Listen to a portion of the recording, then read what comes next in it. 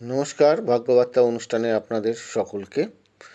বাস্তুশাস্ত্রে লবণের ভূমিকা, আমাদের রান্নার যে লবণ, সেই ভূমিকার কিন্তু একটা বিরাট গুরুত্ব আছে। কীরকম? আপনি যদি শনি মঙ্গলবার দিন পরিষ্কার কাপড় দিয়ে নুন জলে যদি ঘরটা মুছতে পারেন, তাহলে বাস্তুশাস্ত্রের অনেকটা অশুভ প্রভাব কাটে।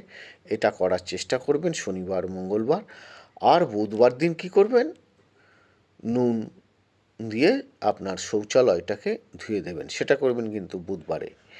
এই ছোটোখাটো টোটকাগুলো করুন এবং কিছুটা ভালো থাকার চেষ্টা করুন।